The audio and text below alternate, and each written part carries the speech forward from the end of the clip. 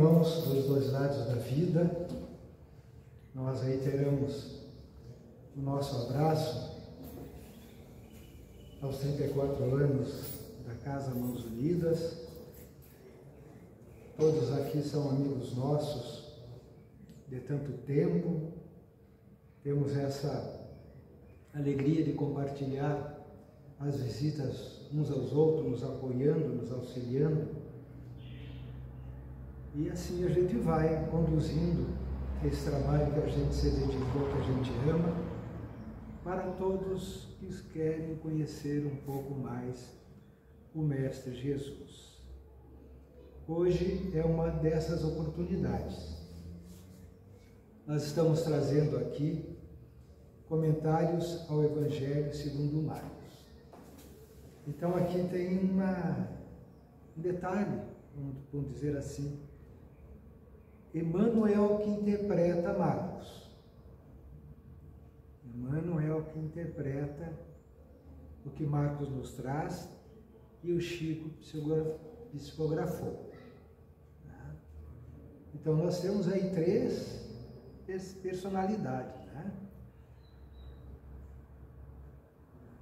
Marcos, o apóstolo Marcos, o Emmanuel, conhecido de todos nós, de tantas e tantas obras, e o nosso querido Chico, que psicografou tudo isso para que nós pudéssemos entender. Iniciando aí o que todo mundo sabe e às vezes se esconde dessa situação, que sem esforço a gente não evolui. A gente poderá contar com um, com outro, com um amigo, com a família, poderá e deverá até contar, mas o esforço é uma coisa privada, uma coisa íntima. A boa vontade é nossa. Então não há transformação sem esforço e nem edificação sem perseverança. Vamos pensar nisso aí, pessoal, como isto é sério. Esforço e perseverança. Aqueles que gostam e estudam o Espiritismo sabem que a gente vive às voltas com os livros, né? Vive às voltas com os livros. E é muito bom que a mente da gente vai se ampliando. O conhecimento da problemática da vida física, das consequências dos nossos atos, dos nossos pensamentos. Tudo isso a gente vai assimilando e aos poucos, mas vai assimilando e vai se transformando numa pessoa melhor em termos cristãos. Então aqui, sempre será ali, o reino de Deus está próximo, sempre será capítulo e versículo, tá? Então, o reino de Deus está próximo. Parece um contrassenso isso aqui, né? Isso aqui tem 2000 anos, né? Como próximo? Não. Mas tem o tempo da eternidade, o tempo do Evangelho, e tem o tempo dos homens. Então, o reino de Deus efetivamente está próximo. Nós agora, o nosso planeta agora, está em transição. E nós estamos fazendo as escolhas como sempre fizemos. Nós estamos nos posicionando ao lado cristão ou ao lado não cristão. Quais as posições que nós tomamos todos os dias no nosso cotidiano? Então está aí, e dizendo, está completado o tempo e está próximo o reino de Deus. Arrependei-vos e crede no Evangelho. Jesus. Então, você sabe então que os apóstolos foram eles que anotaram o que Jesus dizia e as ações de Jesus. Por isso que nós temos o Evangelho de Paulo, de João, de Mateus. Então Jesus está dizendo isso para nós. Arrependei-vos, quer dizer, não saia dos trilhos, fica no lado cristão, fica respeitando, fica colaborando, fica olhando para o irmão como efetivamente irmão ele é. Nós podemos até não gostar de alguém, o que não vai impedir que ele seja nosso irmão. Tá? Não gosto do fulano, não me dou bem com o fulano, mas independente disso, ele será nosso irmão, porque nós somos parte dessa grande família universal. Atendamos ao cumprimento do dever que a vida nos atribui, colaborando o quanto possível pela vitória do bem, a atender o amor que o Mestre nos levou, e alcançaremos com a urgência possível o clima celestial para nós e para os outros. Então, os cristãos, eu não gosto assim de dizer que nós somos cristãos na amplitude, né? Nós estamos trabalhando para chegarmos a isso. Porque nós não conseguimos aprender ainda tudo que o Mestre nos ensinou. Então não poderíamos dizer que nós somos efetivamente cristãos. Nós estamos trabalhando para nos aproximarmos da cristandade. Fazer o bem sempre. Nós fizemos isso, pessoal. Nós fizemos o bem sempre. Nós perdoamos sempre. Nós colaboramos sempre. Aí ele nos diz aqui, né? A atender o amor que o Mestre nos legou e alcançaremos com a urgência possível o clima celestial para nós e para os outros. O nosso processo evolutivo passa certamente pelo bem que nós realizamos. Quem estuda um pouquinho de Espiritismo sabe que nós vamos retornar para a espiritualidade mais hoje, mais amanhã, e não nos será perguntado lá qual é a tua faculdade, qual é o teu, quantas línguas tu fala, qual é a tua pós-graduação, mas vamos perguntar o bem que tu fez. Isso é o que nós vamos prestar contas na espiritualidade. A nossa companhia maior serão sempre as nossas obras. Elas falarão por nós. As nossas obras falarão por nós. E quando nós falamos em obras, nós falamos dos aspectos positivos ou não. Né? Positivo ou não. Vamos raciocinando como nós estamos agindo, pessoal. Isso importa muito, né? É no dia a dia, aos pouquinhos que a gente vai montando a nossa felicidade futura ou não. A gente não vai fazer algo espetacular, como fez o Chico, por exemplo. Né? Mas a gente pode ir botando a moedinha no cofrinho do bem, ou no cofrinho que não é tão bom assim. Nós temos essa condição. Senão, Jesus, o Pai de todos nós, Deus, né, não nos poria aqui na matéria jogados ao relento, né? Ele quer que a gente se melhore, que a gente se posicione melhor perante o Evangelho. O que temos como Cristo, capítulo 1, 24. Grande erro supor que o Divino Mestre houvesse terminado o serviço ativo no Calvário. Morreu Jesus, está na cruz, acabou. Isso é um erro a gente pensar assim, né? Um grande erro. Tenho certeza que nenhum espírita pensa assim. Né? Jesus continua caminhando em todas as direções do mundo. Seu Evangelho vai triunfando, palmo a palmo, no terreno dos corações. Semelhante circunstância deve ser lembrada, porque também os espíritos maléficos tentam repelir o Senhor diariamente. Então, meus irmãos, Jesus, obviamente, estava conosco antes de encarnar, encarnou, fez todo aquele processo de nos trazer a boa nova, foi crucificado e continuou na espiritualidade como continua até hoje. Então, vamos tirar da cabeça, talvez nós tenhamos isso ainda, que Jesus morreu. Absolutamente. O Espírito sabe que a morte não existe. Né? A morte, desculpe assim dizer, isso é uma piada. A gente vem da espiritualidade e retorna para a espiritualidade.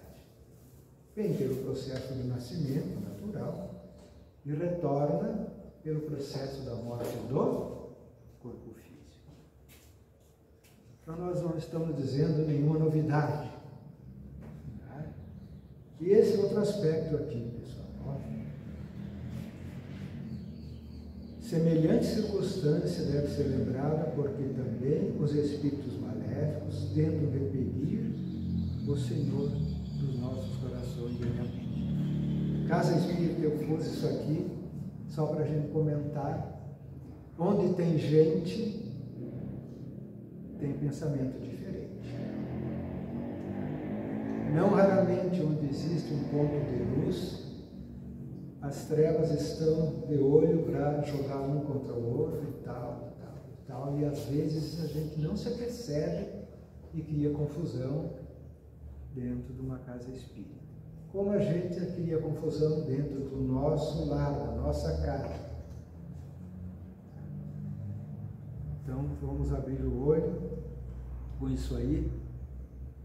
Acredito que todas as casas espíritas já tiveram a sua problemática, porque nós nos reunimos nas casas espíritas para que haja paz, para que a gente compreenda, para que a gente se melhore, para que a gente seja mais feliz. E nem todos querem a nossa felicidade. Nem todos querem mãos unidas, organizadas, direitinho, trabalhando, com sócios e tudo mais. Por quê? Porque aqui as pessoas se esclarecem, tomam conhecimento do Evangelho, se melhoram, se fortalecem, ficam mais corajosos perante a vida. E todos nós, no geral, temos desafetos espirituais. E eles estão de plantão. A gente, entre aspas, pisa na bola e eles estão presentes para dar um empurrãozinho. Não é à toa que Jesus nos disse, né? Orai e vigiai sempre. Vamos lá. Então ali, Jesus disse-lhes, vamos a outros lugares, aos que possuem povoados, para que também ali proclamem, pois vim para isso. Pregações, toda dissertação moldada no bem é útil. Jesus veio ao mundo para isso. Pregou a verdade em todos os lugares, fez discursos de renovação, comentou a necessidade do amor para a solução dos nossos problemas.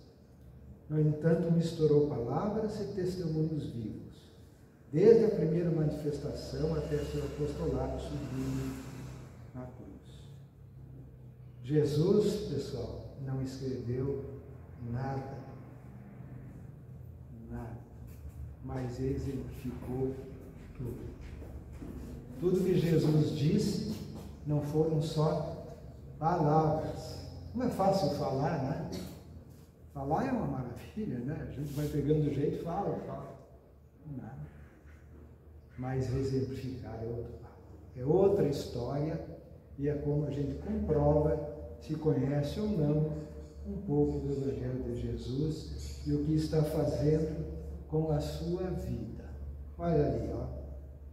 Misturou as palavras e testemunhos vivos. Então, ele fazia o que ele falava. E é muito triste quando se vê alguém agindo contrariamente àquilo que fala, diferentemente daquilo que fala. há uma confusão daí pelo exemplo. E todos nós que temos pouco na sociedade, não somos conhecidos, mas nós somos sempre exemplo para alguém. Sempre nós somos exemplo para alguém. Se não for exemplo para alguém desconhecido, alguém que vê de quando, nós somos exemplo para nossos filhos, somos exemplo para nossos netos, somos exemplo para a sociedade que a gente pertence, para a casa espírita que a gente pertence. Nós somos exemplos sempre. Então vamos trabalhar para que nós sejamos exemplo vivo, não o exemplo do político, né? Que fala que hoje é uma coisa, fala outra. Isso é muito, muito sério, pessoal. Isso aqui vocês conhecem, né? Essa passagem. O paralítico de Cafarnaum. Jesus sempre estava muito assediado, né? Muitas pessoas o procuravam. Muitas pessoas o procuravam. E esse rapaz, esse ser humano estava com uma dificuldade grande de saúde, e ele, nessa dificuldade toda, ele não tinha como se aproximar de Jesus. Então, não podendo trazer-lhe, por causa da turba, se aproximar de Jesus, né? Após remover a cobertura do teto, onde ele estava cavando, baixam ao cárcere, no qual o paralítico jazia. Então, esse é um acontecimento real daquele tempo que Jesus esteve conosco. Veja o que ele quis, como ele agiu, a força de vontade, a necessidade, o valor que ele dava e a confiança que ele tinha em Jesus, que ele pediu para os amigos dele fazer isso, que foi feito aí, foi feito mesmo. Tiraram o telhado e baixaram ele lá na frente de Jesus. E olha aqui esse finalzinho aqui disso aqui, pessoal. Muitas pessoas confessam sua necessidade do Cristo. Vamos pensar em nós. Mas frequentemente alegam obstáculos que lhes impedem a sublime aproximação. Eu brinco lá no Caminho da Luz. Eu acho que vai chover, não vou no centro. Está esfriando. Está esfriando, eu acho que é melhor não ir. E assim a gente fica no achismo, né? Eu acho isso, eu acho aquilo. Às vezes, nem compromisso a pessoa tem na casa espírita. Algum tipo de compromisso, de fazer uma palestra, participar do passe, de ajudar na recepção, de ajudar no brechó. A pessoa não tem nenhum compromisso. Né? Mesmo assim, ela prefere, às vezes, ficar em casa, sentada. Aí fica a pergunta para nós que somos pessoas, espíritos eternos como todos. Qual o aproveitamento que nós estamos tendo com o nosso tempo? Todos sabemos que a maior tristeza do espírito, quando desperta na espiritualidade e toma ciência de si, da sua situação, é o tempo perdido quando na matéria. É o tempo perdido quanto na matéria. Ou seja, uma caminhada que poderia ter acontecido. Não foi porque o rei não de cruzar os braços. Tá? Vou ter que caminhar de novo. Não tem outra. Né? Olha aqui. Passando adiante dali, viu Levi, filho de Alfeu, sentado na coletoria, e disse: segue-me. Após levantar-se, ele o seguiu. É mais ou menos nesse sentido que eu comentei há pouco. a maioria dos cristãos vão adotando em quase todos os seus trabalhos a lei do menor esforço. Muitos esperam pela visita pessoal de Jesus no conforto das poltronas acolhedoras. Outros fazem preces por intermédio de discos. Perdoem os discos aqui, e esse trabalho foi feito quando ainda se usava discos, né? Então bota a prece ali, o disco toca, tu ouve a prece, nem prece tu faz. Alguém tem que fazer por ti, né? Aos que desejam comprar a tranquilidade celeste, outras portas generosas, como também os que, sem nenhum trabalho em si próprios, aguardam intervenções sobrenaturais dos mensageiros do Cristo pelo bem-estar da sua vida. Não vai acontecer, pessoal. Jamais Jesus vai bater palma para a preguiça.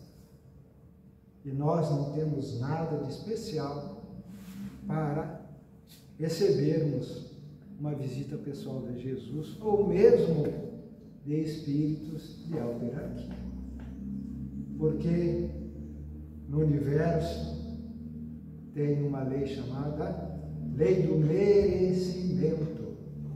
Nós precisamos merecer para receber.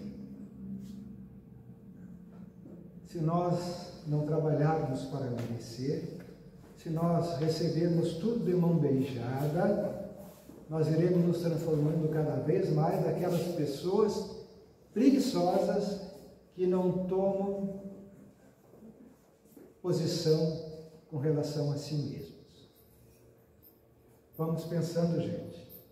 Vamos pensando nas oportunidades que nós deixamos de estar aqui na Casa Espírita para estarmos em casa, vendo uma novelinha, vendo uma... Ou quantas vezes nós não pegamos um livro instrutivo, um livro que nos esclarece, que amplifica o nosso pensamento, e nós ficamos olhando uma revistinha da moda, uma coisinha. Claro, todos nós temos e merecemos momentos de excitação, né? Óbvio.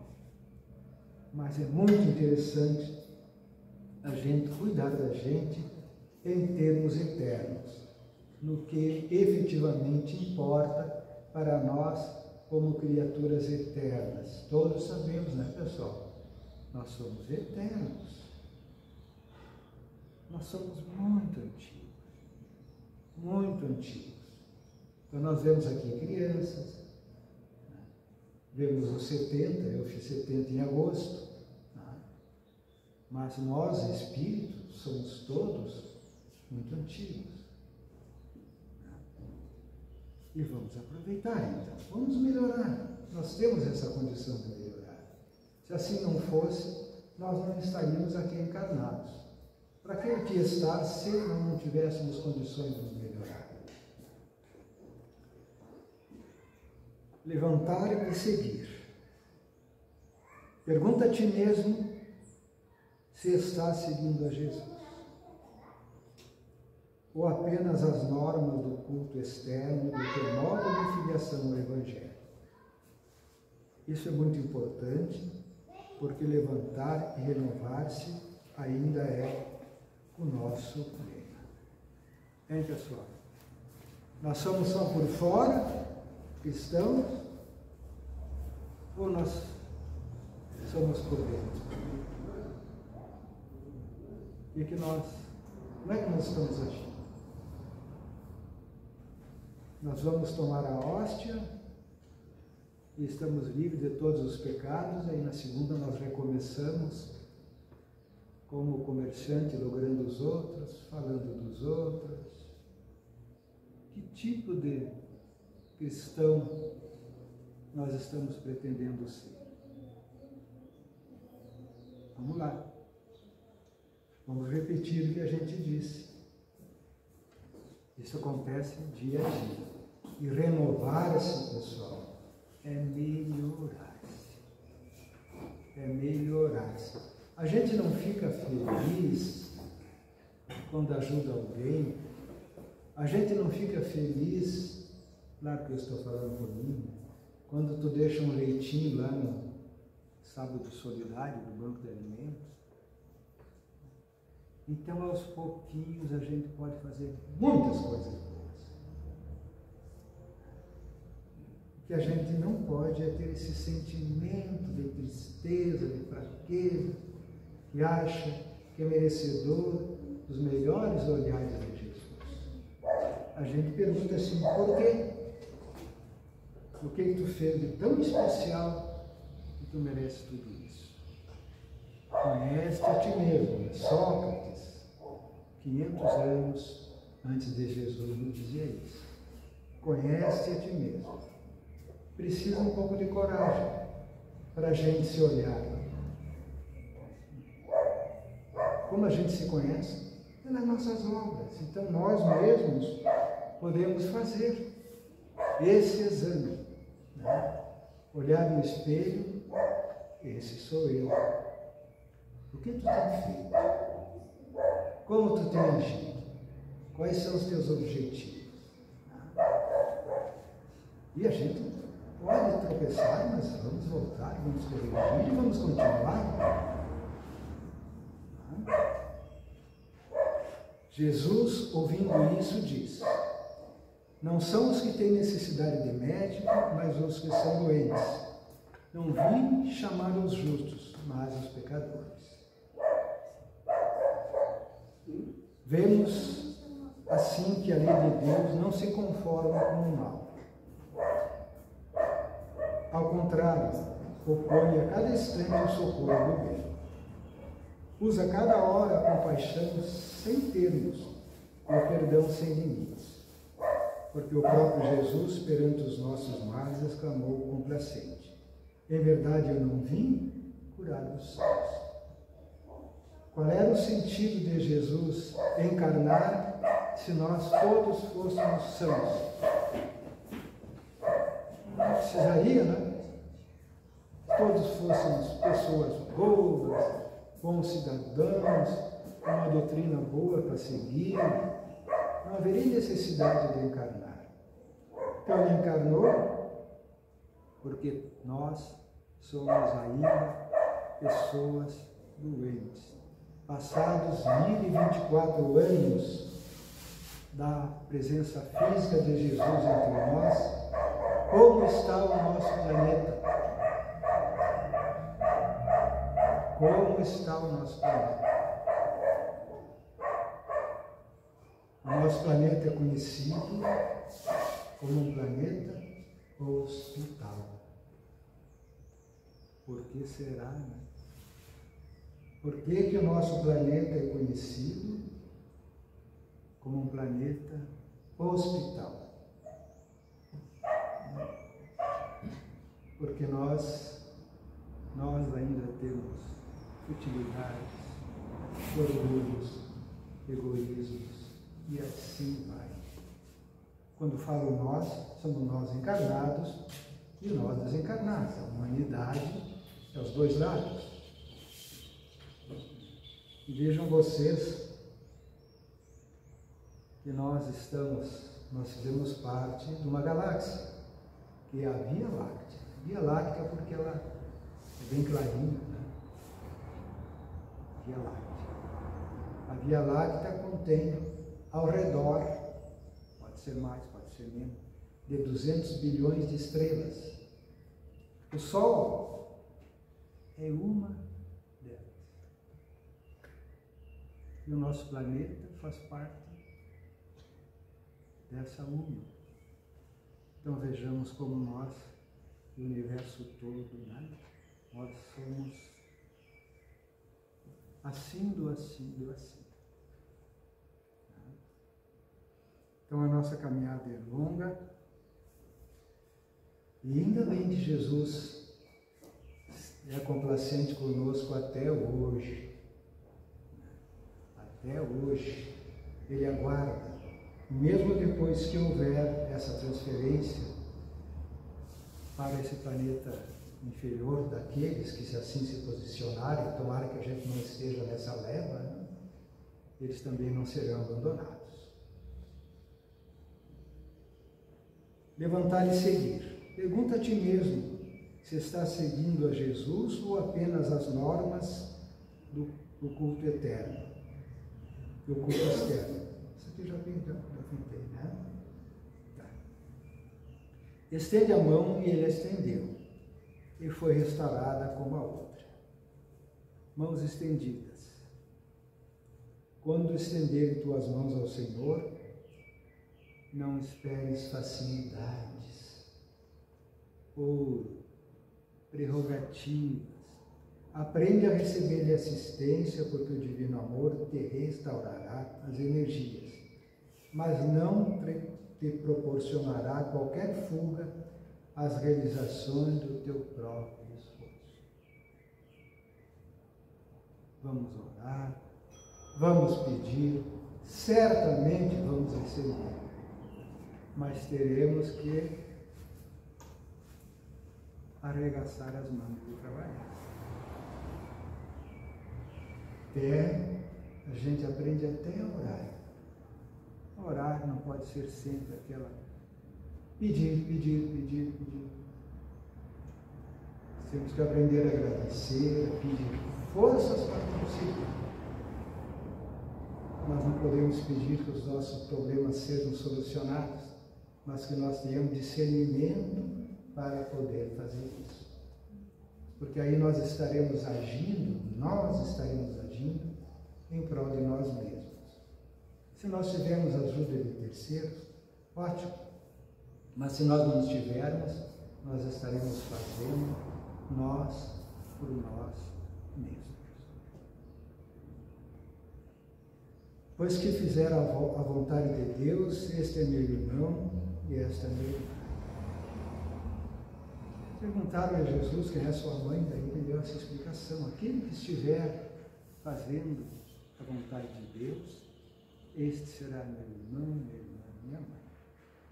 A pretexto de auxiliar a humanidade, não fuja do cadinho fervente das lutas em que a vida te colocou sobre o telhado em que respiras. Não vamos fugir dos nossos compromissos. Ainda mesmo ao preço de todos os valores da existência física, refaze milhares de vezes a sua demonstração de humildade e serviço, perante as criaturas que te cercam, ostentando os títulos de pai ou mãe, esposo ou esposa, filhos ou irmãos, porque é da tua vitória moral junto deles, que depende a tua admissão definitiva entre os amados que esperam nas vanguardas da luz, de luz em perpetuidade, de regozijo na família maior.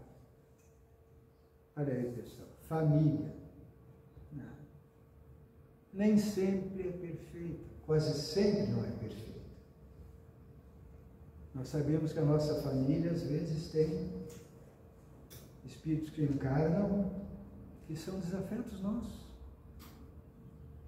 para que a gente aprenda a perdoar, a amar, a prosseguir, a pedir perdão também, porque a imperfeição está com a gente.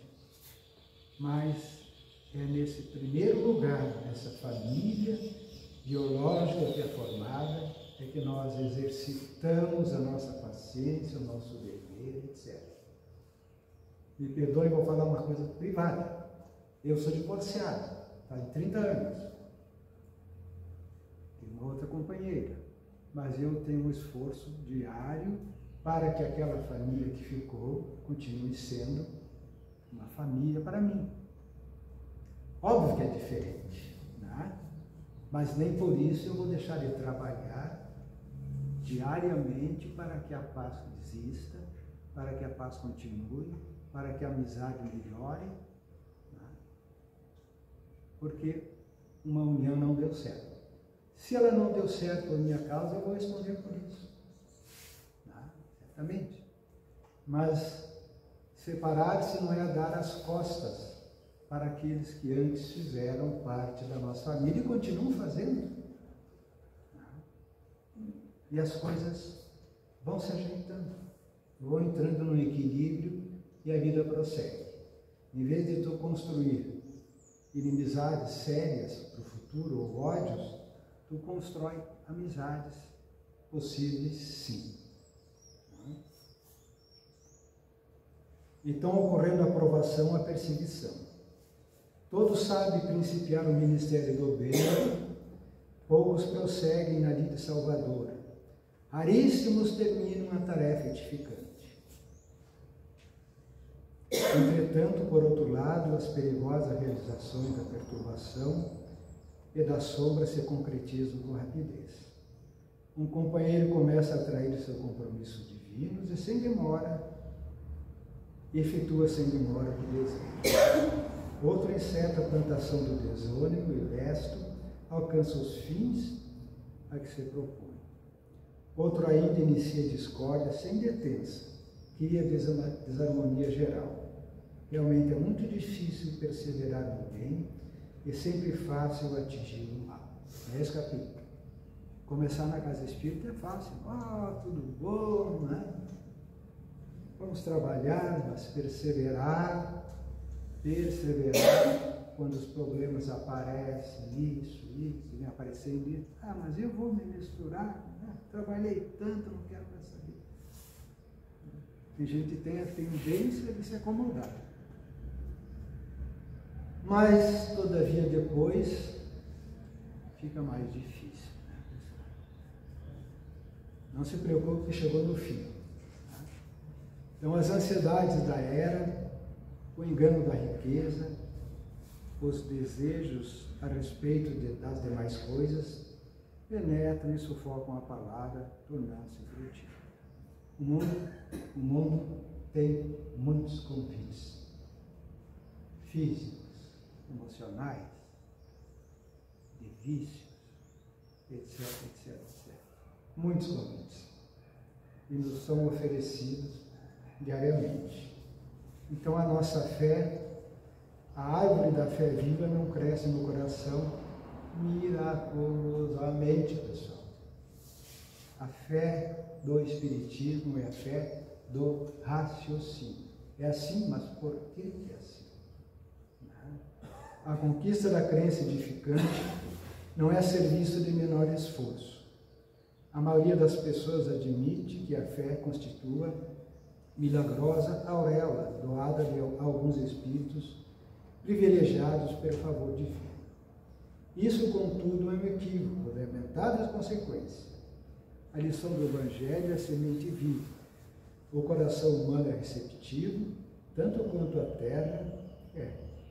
É imprescindível tratar a planta divina com desvelada ternura e instinto energético de defesa. Olha o que todo mundo conhece, né? Fé inabalável só é a que pode encarar frente a frente a razão em todas as épocas da humanidade. Esse final aqui é um convite para que a nossa fé seja renovada sempre. Um dos modos de manter a nossa fé renovada e ampliá-la é pelo conhecimento. Pelo conhecimento. Não é porque alguém disse que é assim, então é assim. Vamos ver por que é assim. Aí aquele conhecimento sedimenta na nossa mente, no nosso coração, e aquela mensagem ela fica como fortaleza, como coragem de entendimento para nós. E nós vamos solidificando a nossa fé pelo conhecimento. Não vamos deixar de fazer parte do clube do livro da casa.